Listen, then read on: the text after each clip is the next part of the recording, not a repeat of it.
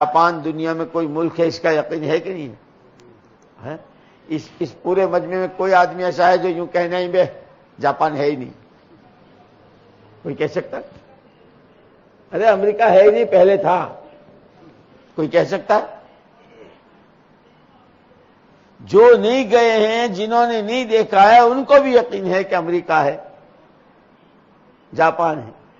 یوں کہ اللہ کے غیبی نظام کو اور جس کو نبیوں نے جس کی خبریں دی ہے جو آنکھوں سے نظر نہیں آتی ہے، جنت حق ہے، دوزخ حق ہے، عذاب قبر و ثواب حق ہے، اللہ اور اس کی صفات حق ہے، اس کو بن دیکھے جتنا ان چیزوں کو دیکھا نہیں ہے اور یقین ہے، اس سے زیادہ یقین اتر جائے دلوں میں. کہ یہ کہے سے اترا کہ دنیا نے Japan Japan Japan Japan Japan Japan اتنا بولا کہ بچے کو یقین ہو گیا کہ ہاں جاپان کوئی جگہ ہے. یہ کہ اللہ کی بڑائی کو، آخرت کو، جنت کو، دوزخ کو، صحابہ کے واقعات کو، انبیاء کرام کے واقعات، اتنا بولو، گھروں میں، بچوں میں، عورتوں میں، مارکیٹوں میں، بازاروں میں، مسجدوں میں، سڑکوں میں، اتنا بولو کہ دنیا میں ہر ایک کی زبان پر اللہ حق، آخرت حق آ جائے، ایمان کی دولت مل جائے. ابھی ہم بہت کچے ہیں ایمان، کیونکہ اسی لیے یہ 5 نمبر ہیں کہ سب سے پہلے کلمہ سیکھو. اور کیونکہ ہم اللہ کے ہیں، اس کی دلیل کہ اس کے سامنے جھکے ہوئے ہیں. نماز اس کا ثبوت ہے، بندگی کا ثبوت ہے کہ ہم تو تیرے ہیں، ہم نے تجھے مان لیا. لیکن کلمہ بھی اور نماز بھی، کیونکہ بغیر علم کا کلمہ صحیح نہیں ہو سکتا، بغیر علم کے نماز صحیح نہیں ہو سکتی. اسی لیے ہمارے حضرت جی رحمۃ اللہ علیہ فرماتے تھے کلمہ نماز کو لے کر علم الہی اور ذکر الہی کے ساتھ مخلوق کے خدا کا حق ادا کرتے ہوئے، اپنے حق کو معاف کرتے ہوئے، اللہ کو راضی کرنے کے جذبے سے گلی در گلی، قصبہ در قصبہ، شہر در شہر، ملک در ملک پھرنا، یہ ہمارا کام ہے. اس کا نام دعوت ہے. اس کے لیے بولو 4 مہینے کو کون تیار ہے؟ وقت وہی قیمتی ہے جو اللہ کے دین کی نسبت پر لگ جائے، اور پیسہ وہی ہے جو اللہ کی راہ میں خرچ ہو جائے، ورنہ تو بڑا حساب کتاب. اللہ ہماری تمہاری حفاظت فرمائے. بس دوستو ایک بات آخری عرض کر دوں، اللہ کا شکر ادا کرو، بہت عافیت سے ہو، امن سے ہو، اور اللہ تمہیں اور تمہاری نسلوں کو امن سے اور عافیت سے رکھے. لیکن اللہ پاک کے یہاں ایک خاص بات یہ ہے کہ جب اس کی نعمتوں کی قدر ہوتی ہے تو نعمت بڑھاتے ہیں. ہم سب اللہ کی نعمتوں میں ڈھکے ہوئے، ہر طرح کی آزادی ہے، جماعتوں میں جا سکتے ہیں، وقت لگا سکتے ہیں، کام کر سکتے ہیں، کسی طرح کی کوئی رکاوٹ نہیں. اللہ کا فضل ہے.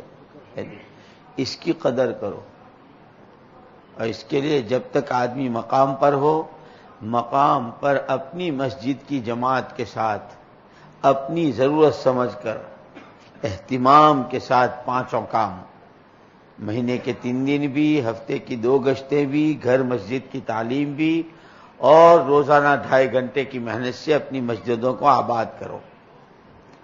اور جس طرح مسجدیں اعمال سے آباد ہوں، ایسے ہی اپنے گھروں کو اعمال سے آباد کرو.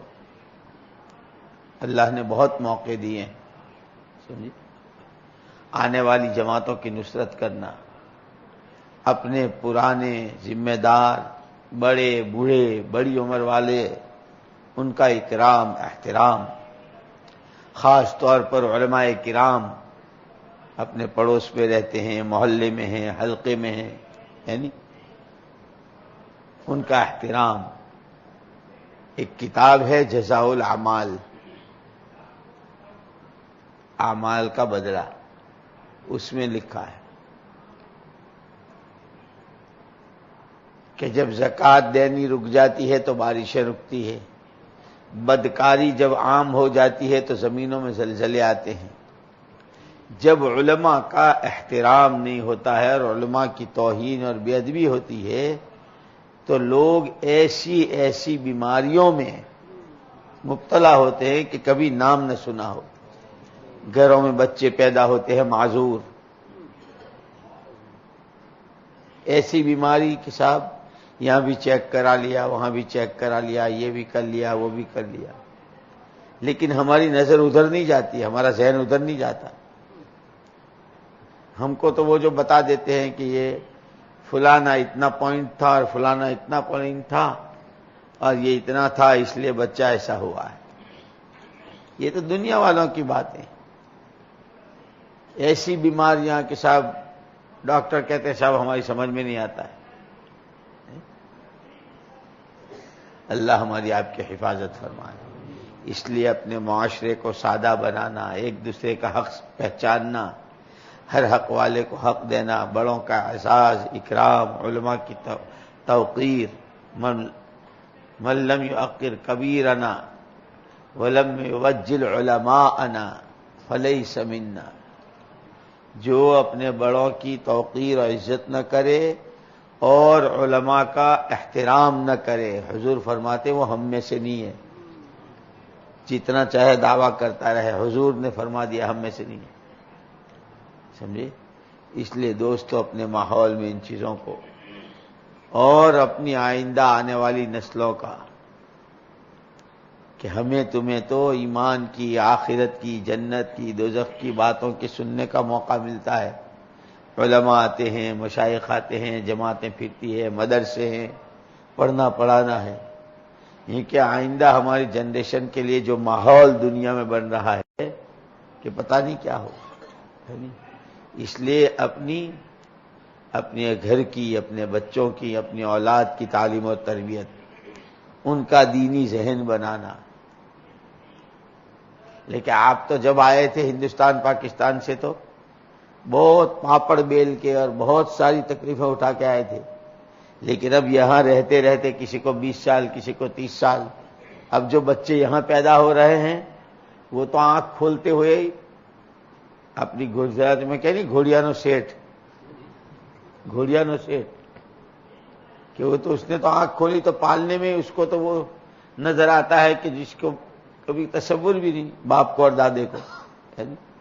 ان نعمتوں کی قدر کرتے ہوئے اپنی اولاد کی تعلیم و تربیت، ان کو دین سکھانا، دین کی محنت پر لگانا، اخلاق سکھانا، یہ ماں باپ کے ذمے ہے. اللہ ہمیں تمہیں قبول فرمائے. اللہم صلی علی سیدنا و مولانا محمد وعلی آل سیدنا و مولانا محمد وبارک وسلم. ربنا ظلمنا انفسنا وان لم تغفر لنا وترحمنا لنكونن من الخاسرین. ربنا لا تزغ قلوبنا بعد إذ هديتنا وهب لنا من لدنك رحمة إنك أنت الوهاب. اے اللہ ہمارے گناہوں کو معاف فرما دے، ہماری کوتاہیوں سے درگزر فرما دے. اے اللہ آپ کی طرف سے بے شمار نعمتوں کی بارشیں ہم پر ہوئی ہے. اے اللہ ہم نے آپ کی نعمتوں کی ناقدری کی ہے. ہم اپنی طرف سے، اپنے بیوی بچوں کی طرف سے، اے اللہ اپنے ماں باپ کی طرف سے اور حضرت رسول پاک صلی اللہ علیہ وسلم کی پوری امت کی طرف سے تجھ سے معافی مانگتے ہیں. آج تک کی ہماری ناقدریوں کو معاف فرما دے.